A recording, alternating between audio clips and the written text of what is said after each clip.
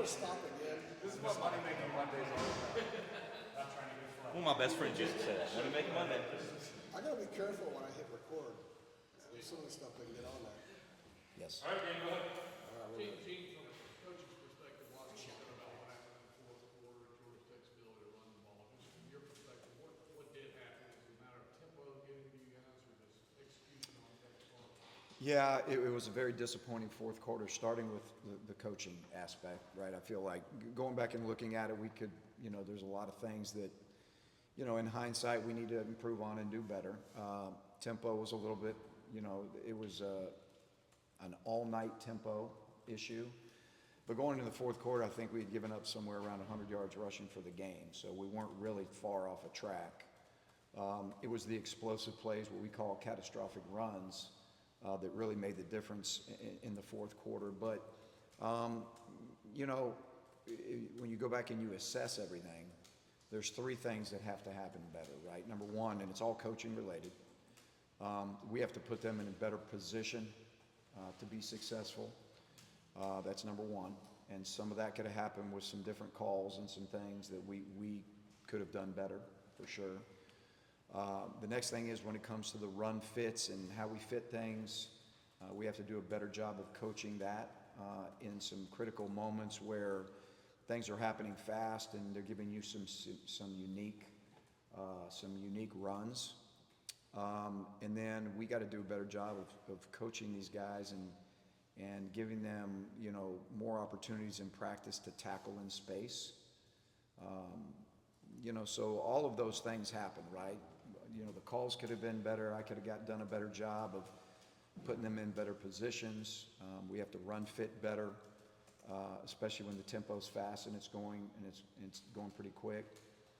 And then we got to do a better job this late in the season. We got to do a better job of working back the fundamentals of being able to tackle in open space. So it was really kind of a combination of all of those, and that all falls on me. Every bit of that falls on me, and we're going to get that fixed this week. Gene, to the untrained eye up there the other night, it simply looked like, they threw it for a lot of yards on you in the first half, so you went to nickel in the second half, and then they ran it for a lot of yards on you. Like, do you think that you, by adjusting to nickel, like sort of open the door for them to run it up? No, I don't think so. This day and age, unfortunately, you have to stop both. And in the first half, we weren't great in the pass games. Certainly with the quick, with a lot of the quick passes again, where we were, getting guys in space and having trouble bringing those guys down. We adjusted to that, but that was kind of our Achilles heel in the first half. Then the third quarter, we weren't on the field enough to really know, which was great. Our offense did a great job all night long, but they kept us off the field and we got stops. So I think we got a turnover, and then I think we got out, we got out on downs as well in the third quarter. So, now third quarter's rolling along and you're kind of in line with where you want to be, and the offense is playing really, really well. And then you have a disastrous fourth quarter. So it doesn't really have anything to do with, we really leaned heavily on stopping one thing and then we weren't able to stop the other. It was more of what I said. I have to do a better job of positioning these guys. We have to do a better job of where, in the run fits, coaching the run fits on some problematic plays for sure. And then, to your point of the pass game, we've got to do a better job of getting our guys in proximity where the tackles aren't so hard and difficult to make in space. And we didn't do a good job of that, last week in terms of the receivers were really good. We knew they were very athletic. They were all very fast. We talked about that. And we didn't do a good job. So again, that starts with me. And this week we will make sure that the month of November, that some of these ugly things don't rear their head again. One of the positive themes of the first 6 games, and we've talked about this a lot, is the adjustments you guys made in game. And you didn't have to wait till halftime. Pittsburgh, you guys made that adjustment late in the first quarter and bowed up the rest of the way. What has been the issue the last 2 weeks? Was either the adjustments not working? Is it when the guys get a little bit stressed, maybe it's a little bit harder to get those adjustments to work? Yeah, I think sometimes guys press a little bit. I think, when things are happening really fast and there's tempo involved and, you know, there's stress going on, you know, in the moment, I think sometimes that's played a part of it. But in the end, all of this is coaching. All of this is coaching. And we have done a good job previously of adjusting to things that we needed to. You know, we felt like we did a good job adjusting at half right now with some of the issues that were giving us problems in the open field with the screen game and the, you know, the quick bubbles and things out there we were getting in the first half. You know, and again, like I said, the third quarter was more on point, and the fourth quarter was just, you know, it was your worst nightmare. So,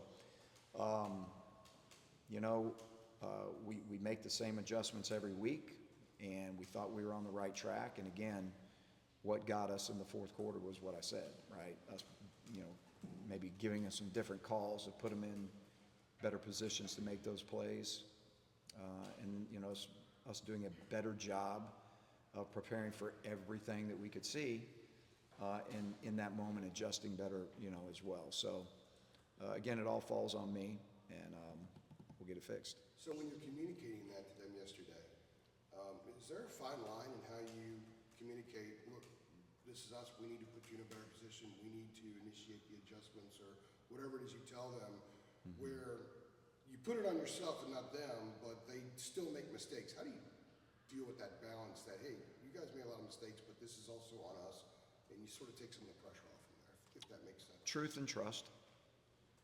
It's truth and trust, right? You know, in this game, there's things that happen and that coaches have to assume the responsibility for, because that's what we do. We're not trying to jump on the grenade for anybody, but in the end, everything falls on me in this defense, the coaches on this defense, Mac Brown ultimately for everything. That's the way it's structured. So when you don't do the things that you need to do as a coach for those players to trust you and hear you, you just give them the truth. So we gave them the truth. And now, in a game right now, the coaches have to coach and then the players have to play. And there's a great mix in there, when you're good and bad, right? Coaches put in a good plan, players execute the plan. Coaches right now don't do a great job of planning, or don't do a great job of adjusting, or don't do a great job of whatever that looks like for whatever team. And then the players usually have to play better. So it's always a mix. It's usually always a mix, right?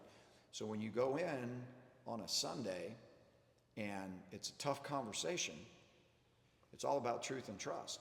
I mean, the hardest people you're ever going to stand up and fool is an 18 to 22-year-old. I mean, there's no, you ain't gonna fool them, right? So the coaches assume the responsibility of the production, or lack of, which in our case in the fourth quarter was clear, and our part was strong in it. And there's at times when, of course, the players have to make plays at critical times in the games, and some guys got to play better than others, right? But there was no lack of effort. There was no lack of energy. They wanted to win this game, and they played their butts off. So we go back to the drawing board again, and you know, we recalibrate this week and put a better product on the field than we did last week. But those conversations are real and they're truthful, and that's the only way I know how to do it. Specifically on the nickel, I understand the third quarter was great for you guys. But then on that last drive, Georgia Tech's going to run the clock, and the defense was still in nickel. Can you sort of walk us through that decision to stay there with nickel? What was it, 2:54 left, 25 left? 2:54. Yes. So in our scheme, everything that we can do in the defense, there is a nickel in the game, basically, until you get down to the goal line in some instances. So all of our pressures and the things that we have, we're able to run out of nickel. So that gives us a variance of things when we're trying to win the game and we're trying to get the ball back. You know, last week we were in nickel at the exact same time in the game, and we got the stop that we needed, you know, to get the ball back to the offense. So it's not really a question of, you know, whether the nickel was in the game. It was what it allows you flexibility-wise to do.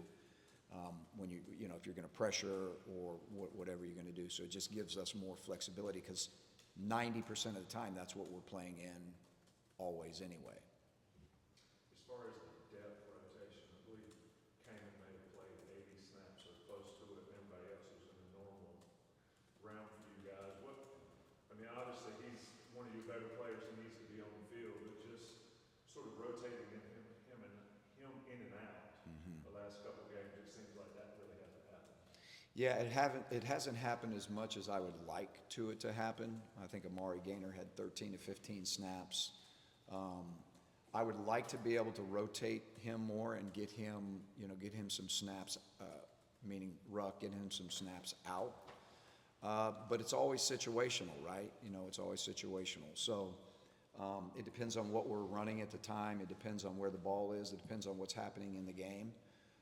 As I said at the beginning of the year, and it hasn't changed, we would like to be able to get him in the 60 play range. Now, I think what can't be lost here is that earlier in the season when we were playing less snaps, we were also getting off the field more. So that helped as well, right? And that's kind of a product sometimes of our own inability to sometimes get off the field on third down.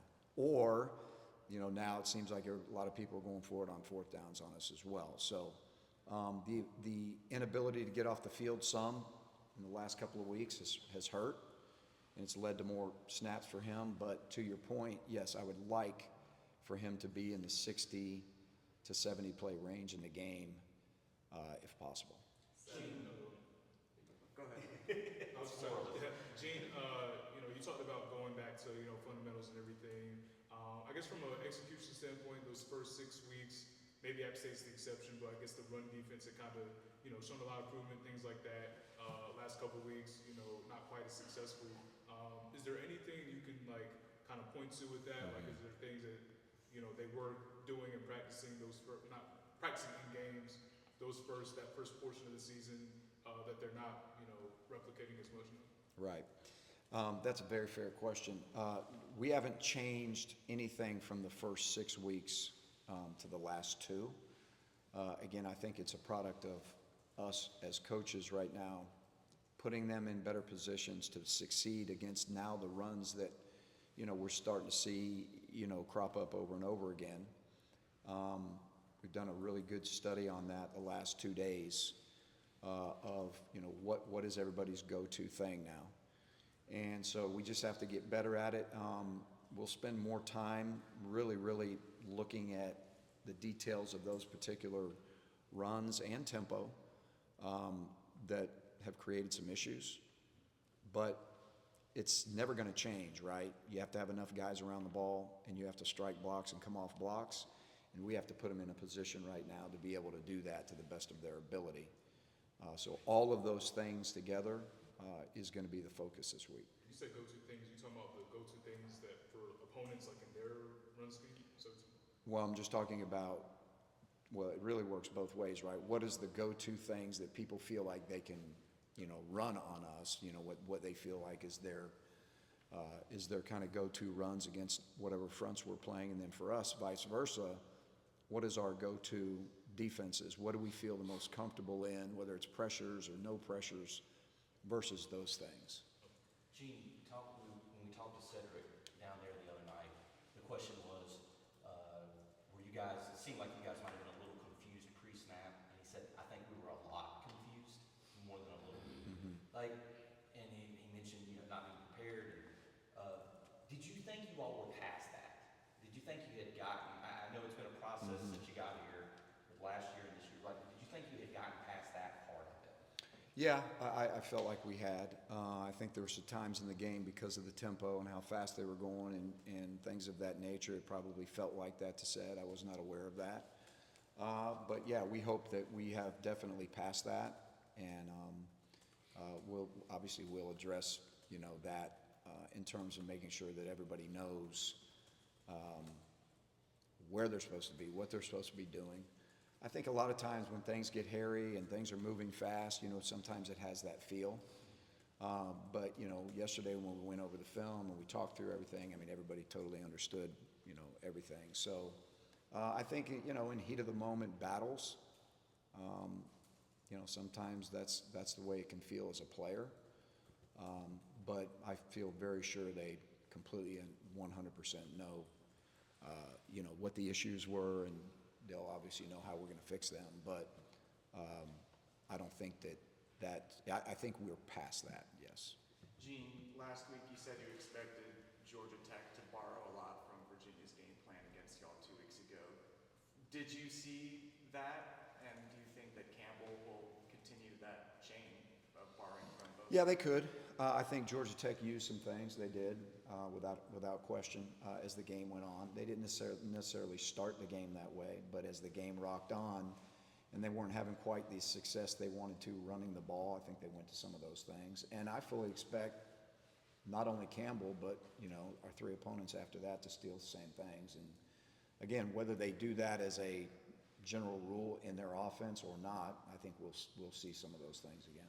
Talking about the tempo, is it fair to say that Virginia and Georgia Tech have run more tempo the past 2 weeks than maybe what you guys have faced earlier in the year? And I guess what have maybe led to those struggles to adjust to the tempo that you're in? Yeah, I don't know that they ran it more. We knew that they, you know, that's kind of what they hang their hat on. That, you know, so Georgia Tech ran it a good bit against Boston College the week before. And again, when you use the word a lot, you know, that can mean a lot of things, right? What is a lot? They ran it probably 16, 18 times tempo-wise against Boston College the week before. Probably the same around, you know, with us. So, you know, it's just something that we have to be prepared for. We can't be surprised by it. We weren't surprised by it. We knew it was happening. We have to, you know, we have to do a better job of getting guys in position right now, get them set, because when we do that, we don't have any issues with it. Gene, your defense was off the field, their offense was off the field in the third quarter. What was the thing that surprised you the most that they did in the fourth quarter, or the thing that you had the hardest time adjusting to? Well, yeah, the fourth quarter, 2 things got us in the fourth quarter. I think it was, we were up by 11 when they took the ball over on, I don't know, the 11 or 12 yard line. And they literally they ran it down they ran it down the field for some leaky yards, where we just weren't, you know, just a guy off here and a guy off there, and it'd be a 6 yard gain, and then it'd be a 5 yard gain, and then they hit a 14 yard pass out there and kind of moved past the 50. And then there's some tempo mixed in there and some things of that nature. So that drive was a disappointing drive because it was 80 whatever yards it was, right? And so that was kind of their go-to thing. They went to, you know, running, you know, outside zone and tempo and throwing bubbles and things out there on the perimeter. So we got that kind of situated on the sideline, then they came out, and then they started going to the spreading us out and running the quarterback run game, and that's really, in the end, what got us with the tailback and the quarterback run explosive plays. So there were 2 different types of scenarios going on there. The last scenario being quarterback runs and tailback runs with us spread out. The other ones, they were tighter formations and things of that nature, so 2 different ways to attack us. And right at the end of the game, you knew they were going to run. You had to stop them. They ran it, didn't stop them. Was the defense gassed by that time? Or was it just... I think it's probably a combination of everything, right? You know, I could have done a better job calling, you know, some things to you know, get the ball back. We could have executed better. You know, at that point, you know, we were out on the field a good bit in the fourth quarter.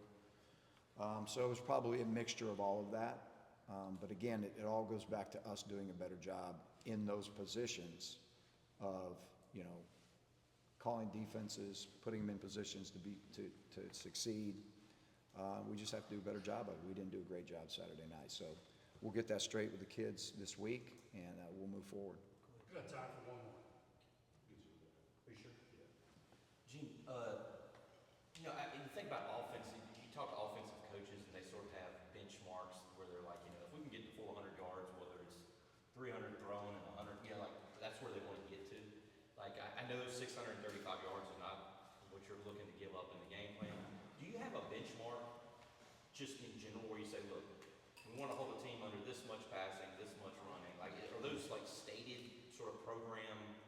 benchmarks that you have, or do you not have anything like that? Not necessarily, because you don't know what that game's going to look like, right? So if a team rushes the ball 54 times in a game, and you're saying your benchmark is 100 yards, holding them to 100 yards, it's really not, that's really not a good measuring stick, right? So, what you always want to do is make sure that, when you look at it at the end of the day, it's points scored. I mean, that's just the bottom line. It's points scored.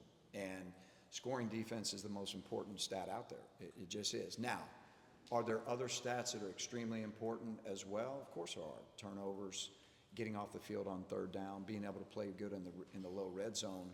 All of those matter, because you don't want to be out there and you can't get the ball back to your offense. We got a great offense, and we have to be able to get the ball back to them. So when we're not able to do that, yeah, that sounds great if you only hold them to X amount of points.